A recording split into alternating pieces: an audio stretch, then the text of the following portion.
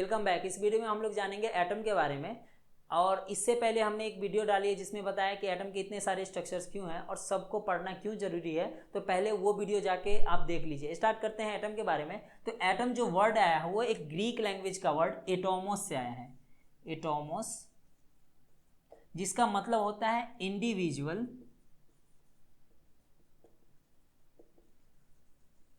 या अनकटेबल, अनकटेबल, या एनसीईआरटी में एटोमस के बदला एटोमियो लिखा हुआ है। ये दोनों ग्रीक लैंग्वेज का ही वर्ड है। दोनों का मतलब क्या होता है? अनकटेबल या इंडिविजुअल।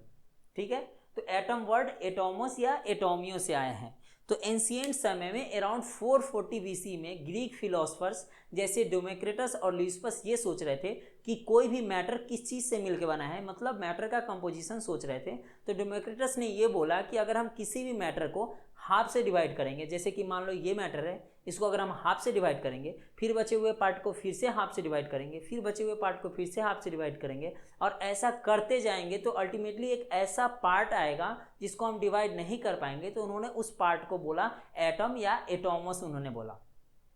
और उसी समय के अराउंड इंडियन फिलोसफर्स भी थे जैसे कि महर्षि कानाद, उन्होंने भी यही बात बोली कि कोई भी मैटर एक छोटे अणु से मिलकर बना है, एक छोटे पार्ट से मिलकर बना है, उसको उन्होंने बोला परमाणु। उस छोटे पार्ट को उन्होंने क्या बोला? परमाणु। इसीलिए एटम को हिंदी में परमाणु भी बोलते हैं। और ऑब्वियसली इन सब बातों को प्रूव नहीं किया जा सकता है क्योंकि उन्होंने कोई ऐसा एक्सपेरिमेंट नहीं किया था, उन्होंने ये बात सोची थी और लोगों को बताया था। तो फर्स्ट टाइम जो साइंटिफिक बेसिस पे जो एटॉमिक थ्योरी ऑफ मैटर दिया गया वो दिया गया जॉन डाल्टन के द्वारा। जॉन डाल्टन या जॉन डाल्टन भी पढ़ते हैं कहीं कहीं। ये दिया गया था 1808 में। तो उन्होंने एटम के बारे में कुछ पॉइंट्स बताए। तो उसमें से जो मेन 3 पॉइंट्स है वो मैं आपको बता देता हूं। तो फर्स्ट पॉइंट में उन्होंने बोला कि atom is the smallest individual part of the matter which takes part in chemical reaction.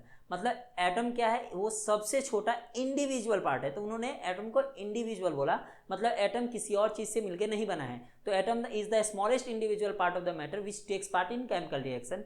और सेकेंड उन्होंने बोला कि atom of the same element are similar in size, mass and characteristics. However, atom of different element are different in size, mass and characteristics।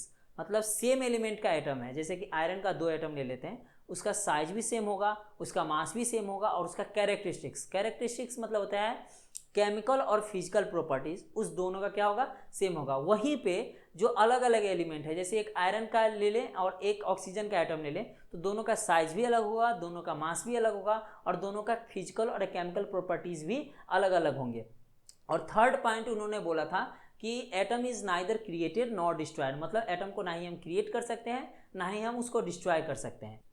और ये जो Dalton's का atomic model था उस समय के जो 3 बेसिक केमिकल लॉज थे उसको एक्सप्लेन कर पा रहा था, जो कि 3 केमिकल लॉज थे। फर्स्ट है law of conservation of mass, second है law of constant composition, and third है लॉ ऑफ मल्टीपल प्रोपोर्शंस। इस तीनों को एक्सप्लेन कर पा रहा था ये डाल्टन्स का एटॉमिक मॉडल।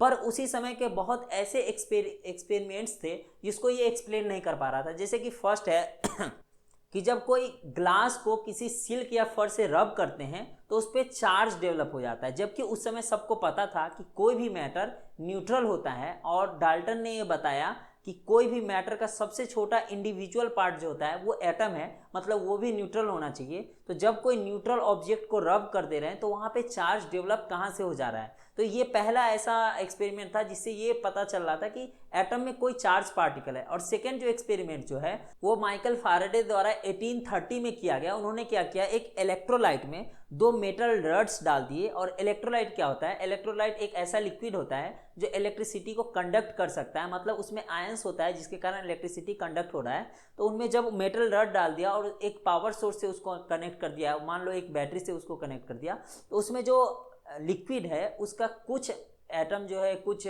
मॉलिक्यूल्स जो है वो कैथोड पे जाके एक्यूमुलेट हो जा रहा था, लिबरेट हो जा रहा था, और कुछ एनोड पे जाके एक्यूमुलेट या लिबरेट हो जा रहा था। तो उन्होंने बोला कि कुछ तो सिमिलैरिटीज है इस इलेक्ट्रिसिटी और मैटर में, हो ना हो उसमें कोई चार्ज पार्टिकल है। तो अब जब बहुत सालों बाद उसके electron, proton, neutron, positron, neutrino, इस सब एटॉमिक पार्टिकल्स का जब डिस्कवरी हो गया तो यह कंफर्म हो गया कि एटम जो है वो इंडिविजुअल नहीं है, उसमें सब एटॉमिक पार्टिकल से मिलकर बना है। तो डाल्टन के द्वारा जो दिया गया है कि एटम इंडिविजुअल है, ये बात वहाँ पे प्रूव हो गया कि ये बात सही नहीं है, ये बात गलत है। अब ये तो पता चल गया कि एटम इंडिविजुअल नहीं है, उसमें सब एटॉमिक पार्टिकल्स है। तो फर्स्ट टाइम जो सब एटॉमिक पार्टिकल का डिस्कवरी हुआ वो इलेक्ट्रॉन का हुआ। जूलियस प्लकर ने क्या किया, 1859 के अराउंड वो एक एक्सपेरिमेंट कर रहे थे। उन्होंने क्या किया, एक हार्ड सिलेंड्रिकल ग्लास ट्यूब लिया, जैसे कि ये हार्ड सिलेंड्रिकल ग्लास ट्यूब है, ये इसको बोलते हैं डिस्चार्ज ट्यूब। उन्होंने क्या किया, इसके दोनों एंड्स पे मेटल को सील कर दिया और इस मेटल को एक बैटरी या अदर पावर सोर्स जो कि बहुत हाई वोल्टेज का पावर सोर्स है उससे कनेक्ट किया। मान लो वो 10,000 या उससे ज़्यादा वोल्ट का था। तो मान लो ये वाला वायर उसके कैथोड मतलब निगेटिव टर्मिनल से कनेक्ट किया तो ये कैथोड बन गया, और ये वाला उसके पॉजिटिव टर्मिनल से कनेक्ट किया तो ये एनोड बन गया। तो उन्होंने क्या देखा कि जब इसके अंदर का प्रेशर घटा रहे हैं कोई वैक्यूम ट्यूब से, तो अराउंड जब प्रेशर 10⁻⁴ एटमॉस्फेरिक प्रेशर था और वोल्टेज जो अप्लाई किए हुए थे वो 10,000 या उससे ज़्यादा था, तो उन्होंने देखा कि इस वायर में इलेक्ट्रिसिटी कंडक्शन स्टार्ट हो गया। तो ये उनको पता कैसे चला, क्योंकि उन्होंने वायर में एमीटर लगा दिया था। एमीटर का ये काम होता है कि अगर वायर में इलेक्ट्रिसिटी कंडक्ट हो रहा है तो ये पता करने का कि वायर में इलेक्ट्रिसिटी कंडक्ट हो रहा है। तो अब वायर में कंडक्ट इलेक्ट्रिसिटी तभी हो सकता है जब वो वायर एक क्लोज सर्किट हो। क्लोज सर्किट मतलब एक टर्मिनल से लेकर दूसरे टर्मिनल तक क्लोज्ड हो, मतलब उसमें वायर हो एक टर्मिनल से दूसरे टर्मिनल तक। लेकिन इस कैथोड और एनोड के बीच में कोई भी वायर नहीं था, तो इलेक्ट्रिसिटी कंडक्ट कैसे हो रहा था ये सोचने लगे, क्योंकि ऑब्वियसली कैथोड रेस जो निकलता है, जो अब हम लोग को पता है, वो इनविजिबल है, वो आंखों से नहीं दिख रहा। तो उनको समझ में नहीं आ रहा था कि इलेक्ट्रिसिटी कंडक्ट हो कैसे रहा है। तो उन्होंने क्या किया, इस एनोड में कुछ होल्स कर दिए और इसके पीछे जो है ZnSO4 जो कि एक फॉस्फोरेसेंट मटेरियल है वो अप्लाई कर दिया। फॉस्फोरेसेंट मटेरियल का क्या काम होता है कि उस पर कोई एनर्जी जाके अगर टकराएगा ना तो वो ग्लो करेगा। तो उन्होंने देखा क्या कि वो ग्लो करने लगा। तो उन्होंने ये कंक्लूड किया कि कैथोड से एक रे आके निकल रहा है और इस एनोड में कुछ तो एब्जर्व हो जा रहा है और कुछ उसके होल से पास होके वहां पीछे जाके टकरा रहा है, जिसके कारण वो ग्लो कर रहा है। एज ये रे कैथोड से निकलता है इसलिए इसको कैथोड रेज भी बोलते हैं। और इस कैथोड रे के प्रॉपर्टीज को बहुत सारे साइंटिस्ट जैसे W. Crookes, J. Perrin, J. Thomson और अदर साइंटिस्ट ने इस पे एक्सपेरिमेंट किया और इसके बहुत सारे रिजल्ट आया और उसका कंक्लूजन मैं आपको पॉइंट वाइज लिख दूंगा कि क्या एक्सपेरिमेंट किया, क्या उसका रिजल्ट आया और उसका कंक्लूजन उन लोगों ने क्या निकाला। तो मैं वो पहले बता देता हूँ। तो फर्स्ट एक्सपेरिमेंट में उन्होंने क्या किया कि इस एनोड में होल्स करके और पीछे कुछ फ्लोरोसेंट या फॉस्फोरेसेंट मटेरियल लगाया जैसे कि ZnSO4। तो उन्होंने देखा कि यहाँ पे ग्लो कर रहा है। इससे कंक्लूजन ये निकाला कि एक रे कैथोड से जाके स्ट्रेट जाके उसमें टकरा जा रहा है। ठीक है। सेकेंड जो एक्सपेरिमेंट उन्होंने क्या किया, इसके बीच में एक ऑब्जेक्ट डाला और ऑब्जेक्ट डालने से पता किया कि यहाँ पे उस ऑब्जेक्ट का शैडो बन जा रहा है, मतलब यहाँ पे इस ऑब्जेक्ट के ठीक सामने कोई भी रे आके नहीं टकरा रहा है। इससे पता ये चल रहा है कि ये रे जो है वो स्ट्रेट लाइन में जा रहा है, क्योंकि इस रे के मतलब इस ऑब्जेक्ट के सामने जो भी रे है वो ऑब्जेक्ट में ऑब्जर्व कर दिया जा रहा है, तो उसके सामने कुछ भी जाके नहीं टकरा रहा है, ऊपर वाला पूरा जाके दोनों साइड जाके टकरा जा रहा है। ठीक है। तो इससे ये पता चलता है कि वो रे स्ट्रेट लाइन में चलता है। थर्ड ये है कि जब उस ऑब्जेक्ट को बीच में रखे हैं तो वो ऑब्जेक्ट धीरे धीरे हीटअप हो जाता है, मतलब उसमें हीट एनर्जी आ जा रहा है। तो इससे ये पता चलता है कि उस ऑब्जेक्ट में हीटिंग प्रॉपर्टीज उस रे में हीटिंग प्रॉपर्टीज है, जिसके कारण वो ऑब्जेक्ट हीटअप हो जा रहा है। तो साइंटिस्ट उसके बाद थोड़ा सा कंफ्यूज हो गए कि वो हीटिंग प्रॉपर्टीज किस तरह का है। जैसे कि एक इलेक्ट्रोमैग्नेटिक वेव जैसे एक सनलाइट है, उसके सामने कोई ऑब्जेक्ट रखेंगे तो भी हीट कर जाएगा, या कोई पार्टिकल्स किसी चीज़ पे आके टकराएगा तो भी हीटअप हो जाएगा, क्योंकि उसके फ्रिक्शन से उस पार्टिकल में काइनेटिक एनर्जी है, आगे यहाँ टकराएगा तो उसका फ्रिक्शन होगा और वो हीट एनर्जी में कन्वर्ट हो जाएगा। तो साइंटिस्ट यहाँ पे थोड़ा सा कंफ्यूज हो गया है। तो साइंटिस्ट ने क्या किया, एक छोटा सा पिन व्हील डाल दिया, जैसे एक फैन होता है, एक छोटा सा पिन व्हील उसके बीच में डाल दिया। तो उन्होंने देखा क्या, वो पिन व्हील क्या हो रहा है, मूव कर रहा है। इससे कंफर्म ये होता है कि ये जो रे है वो कोई इलेक्ट्रोमैग्नेटिक वेव नहीं है, बल्कि पार्टिकल्स से मिलकर बना है। जैसे एयर पार्टिकल्स है उस तरह के पार्टिकल्स से मिलकर बना है। तो ये कंफर्म कैसे होता है, जैसे कि एक फैन को अगर हम किसी लाइट के सामने रखेंगे तो वो फैन मूव नहीं होगा, वही एक फैन को एयर में डाल देंगे, मूविंग एयर में, तो वो मूव होने लगेगा, क्योंकि एयर में पार्टिकल्स है और रे में जनरली रे जो है पार्टिकल्स की तरह बिहेव नहीं करता है, इसलिए वो मूव नहीं कर रहा है, पर एयर में पार्टिकल्स है जो उस फैन को मूव करा दे रहा है। ओके, तो इससे ये कंफर्म हो जाता है कि वो जो रे है वो एक पार्टिकल से मिलकर बना है। ओके, अब साइंटिस्ट ने क्या किया कि उस रे को दो प्लेट्स, इलेक्ट्रिक प्लेट्स के बीच में मूव किया, जैसे कि ये इलेक्ट्रिक प्लेट लगा दी, ये ऊपर वाला जो है वो प्लस है, पॉजिटिव है, और नीचे वाला निगेटिव है। तो वो रे का प्रॉपर्टी जाने के लिए उन्होंने क्या किया, ये दोनों प्लेट्स लगाया और इस दोनों को बैटरी से कनेक्ट कर दिया, तो ये प्लस हो गया और ये माइनस हो गया। ठीक है, मतलब ये निगेटिवली चार्ज हो गया प्लेट और ये पॉजिटिवली चार्ज प्लेट हो गया। तो जब वो रे इधर से आया तो वो रे थोड़ा सा पॉजिटिव प्लेट की ओर डिफ्लेक्ट कर गया, जिससे ये कंक्लूड किया गया कि वो जो रे है उसमें निगेटिवली चार्ज पार्टिकल्स है।